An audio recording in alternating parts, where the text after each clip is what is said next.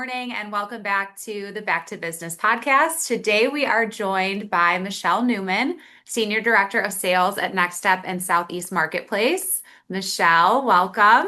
It's great to meet you, Sarah.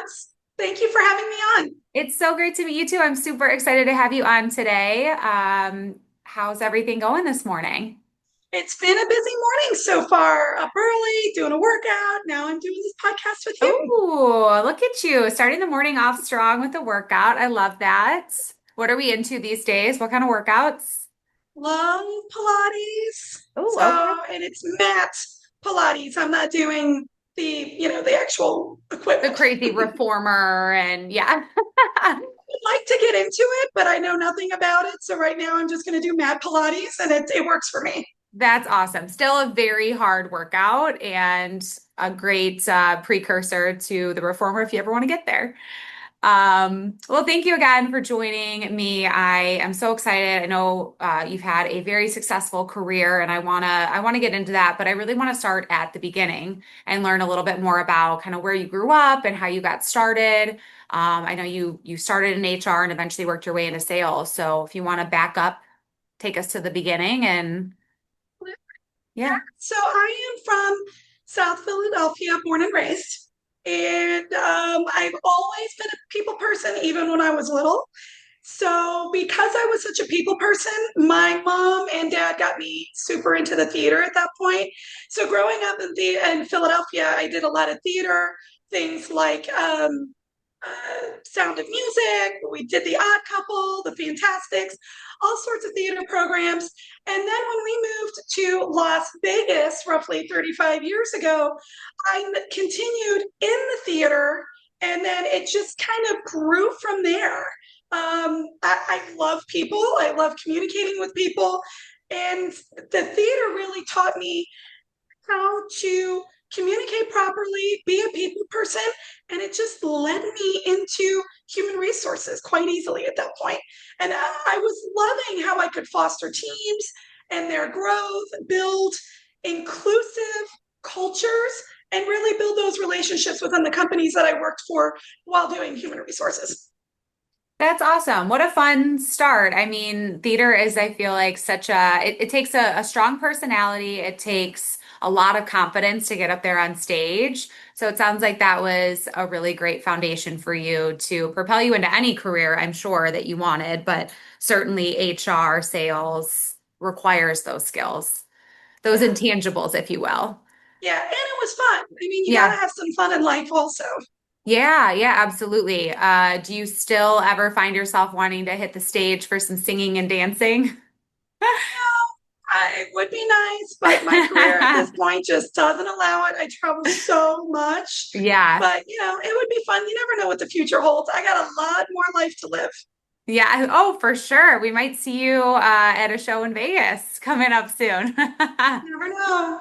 That's awesome. And I think that, I mean, huge kudos to your parents for propelling you into that and really playing into your strengths. I mean, if you were a people person from the start, going into theater sounds like a great choice, and it sounds like you had fun with it and loved it. So that's awesome.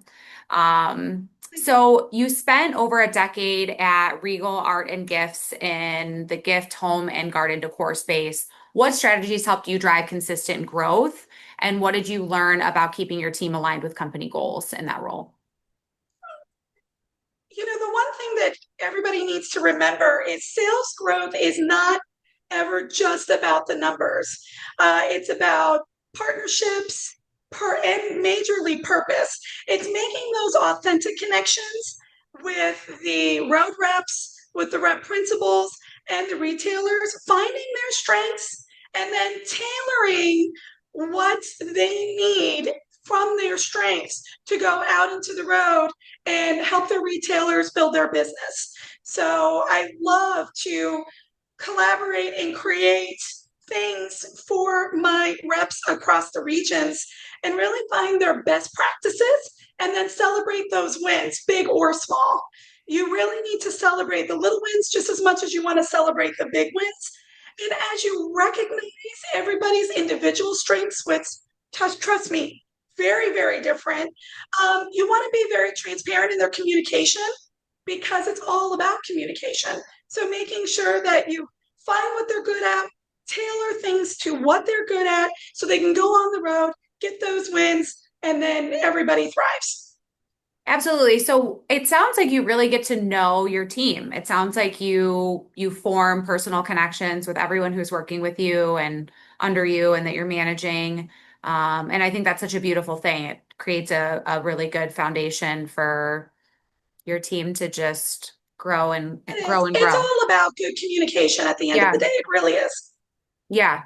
That's awesome. And I'm sure it sounds like you make them feel appreciated and supported and all of the things that as an employee, as someone who's out there on the road grinding away, you want to feel that.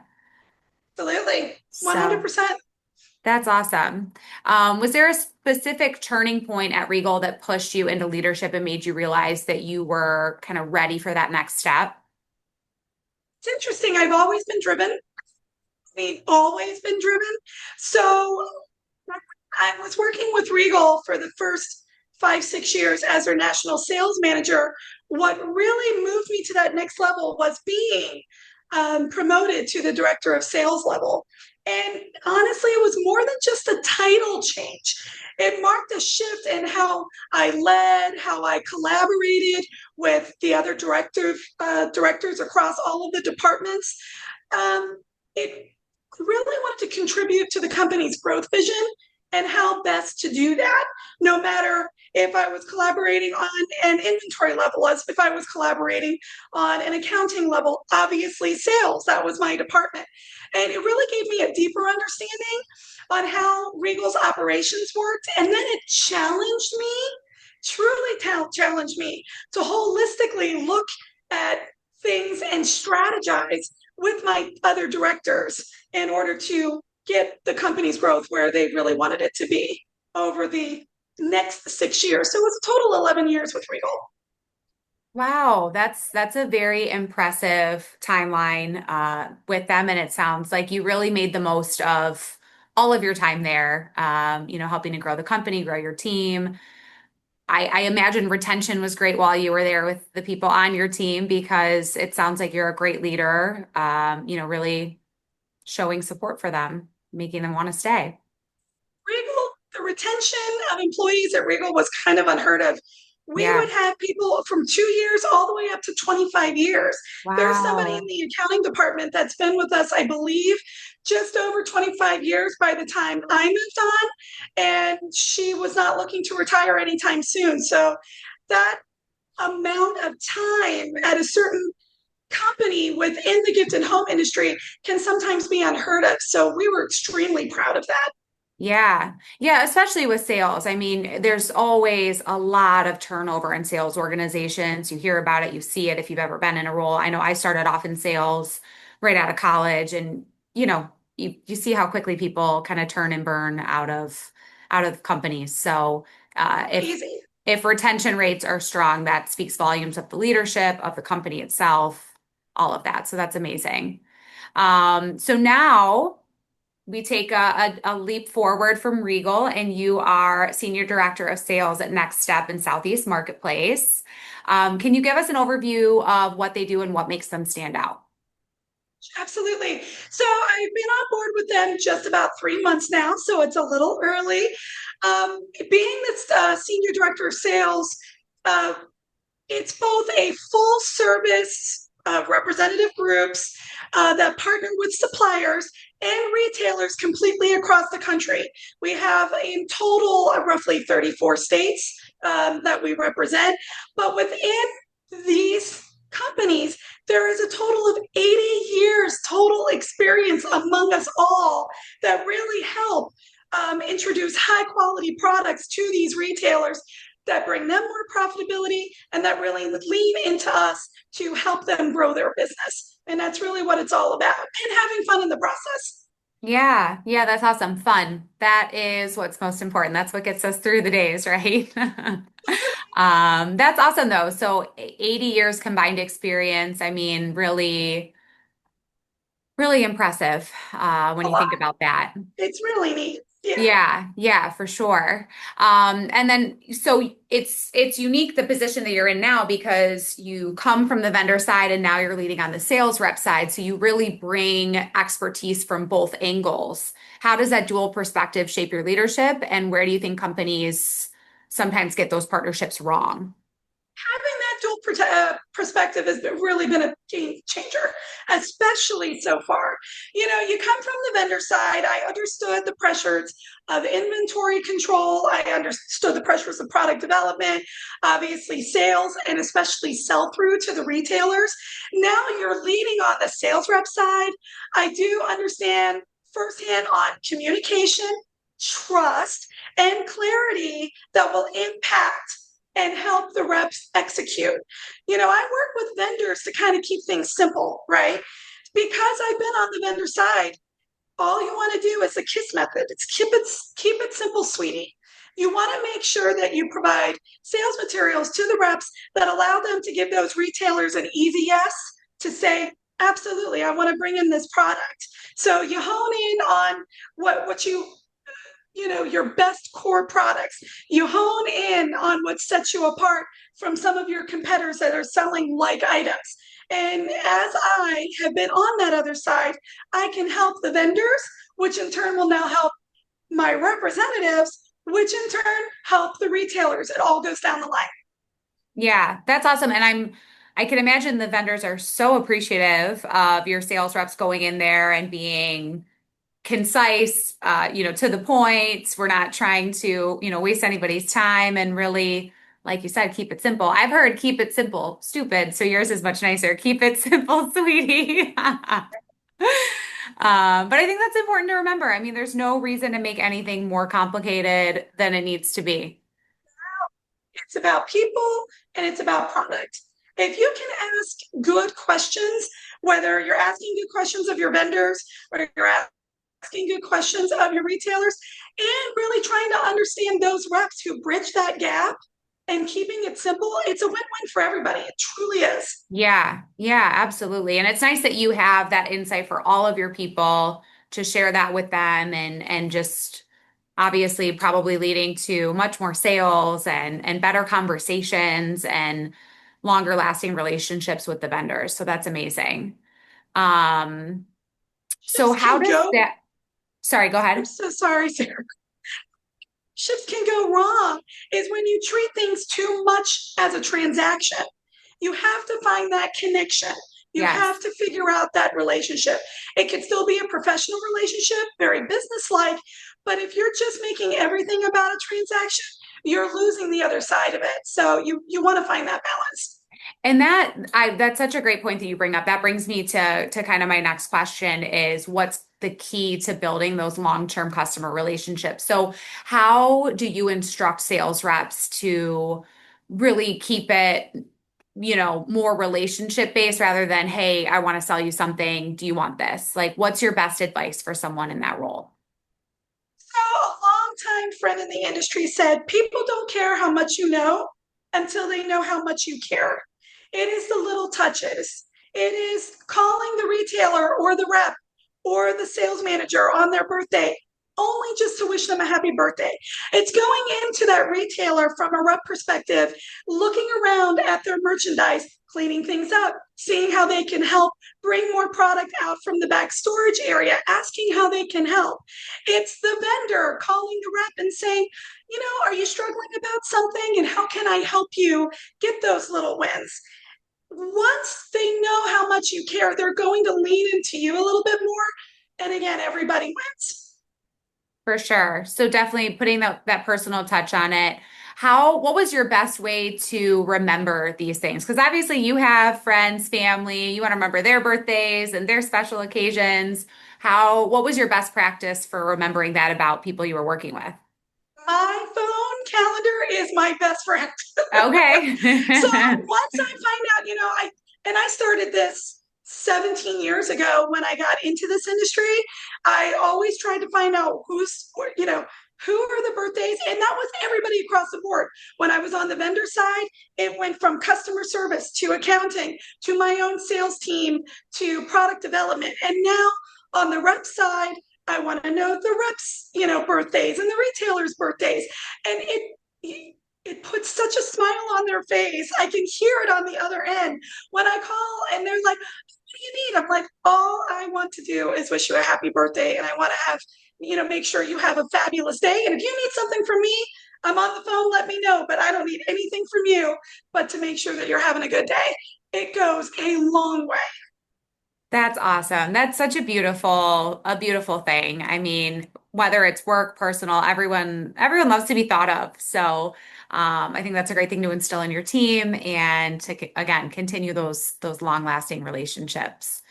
So from your perspective, what makes the gift, home, and decor industry unique, and how can independent retailers stay competitive? Like, since you've seen both sides of the business, I guess what would be good advice for the retailers to really stay competitive in that space? To is in the gift and home industry, it's all about storytelling and personal touch. When you go to a mass retail store, you are not getting that assistance from a store worker or a store manager or even a store owner. You are going to a mom and pop boutique retailer and you're looking at this beautiful merchandise that puts a smile on your face, or something that's very vintage that you remember from your childhood as you were growing up. And it, you know, it sets us apart from what you're seeing at your neighborhood Walmart, Target, Home Depot, whatever the case may be. And it's those personal touches that spark that excitement for the end consumer to not only pick up and purchase that item that makes them feel good, but also come back to that retail store because they know they're going to get that personal touch from the people that work there. For sure. It's such a good point. I have had so many experiences lately where I go into those big box stores and you can't find what you're looking for. You certainly can't find someone to help you find what you're looking for.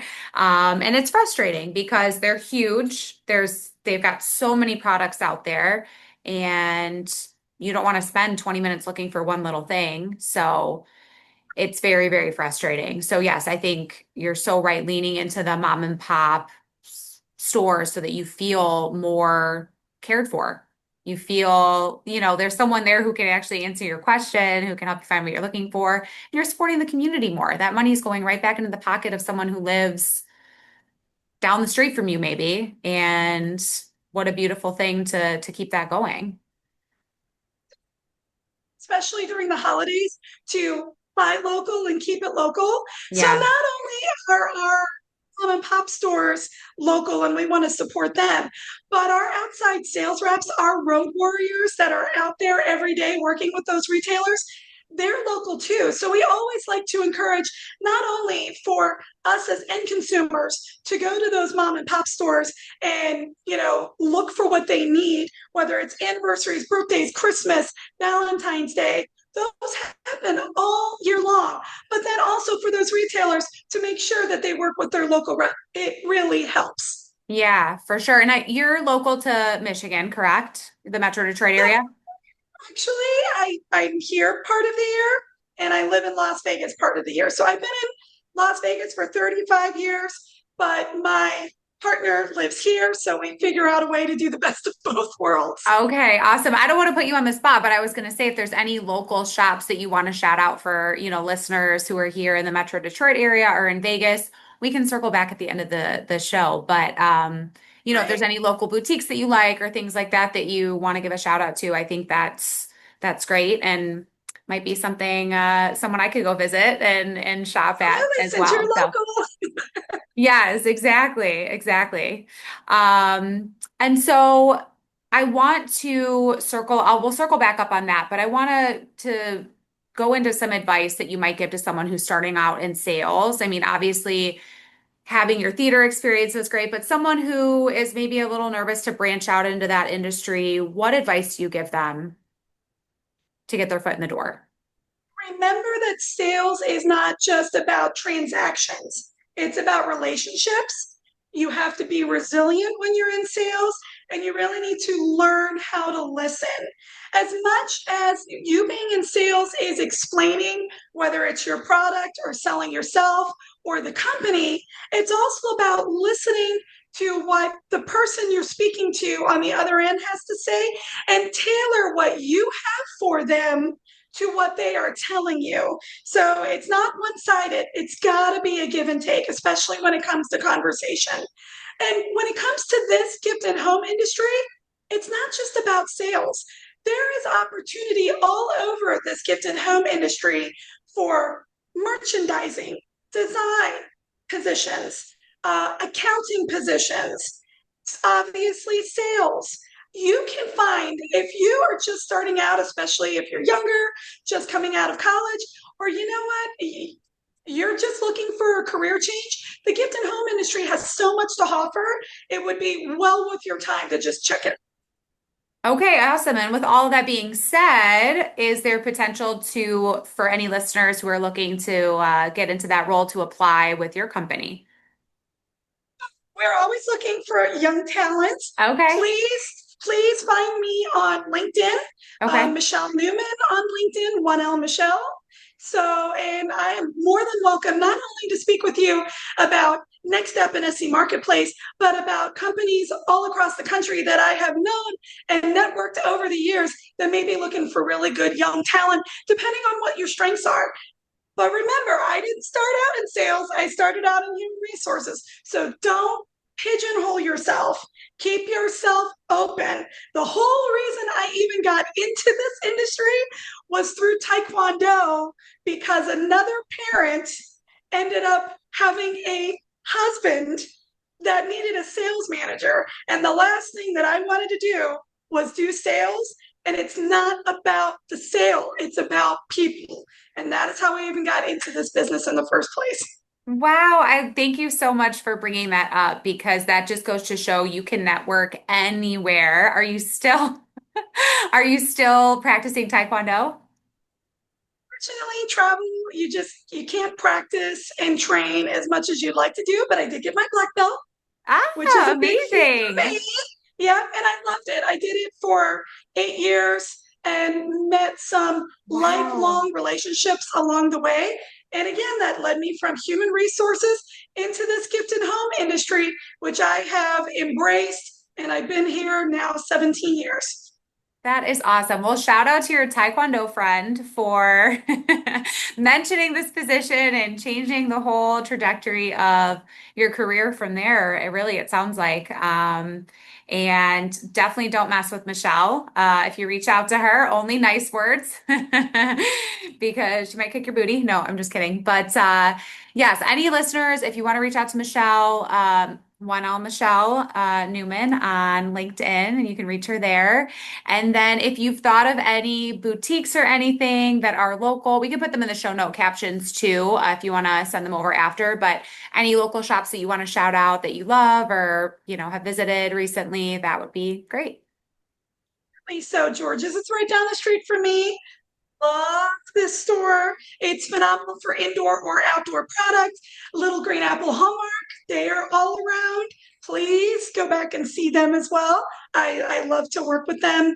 And English Gardens, they're all over the place. Oh my goodness, I forgot Bordines. Oh, I can go on and on and on. We'll have to list them. We'll have to list them. Send me a list. I would love that. And that way local listeners can check them out. But Michelle, it was so great to meet you. It was so nice talking with you. You have such great points to share with people about sales and propelling your career and really valuing your team. So really appreciate you being here and hope to talk to you again soon. Thank you for asking me to be a part of it. Have a wonderful day. You too.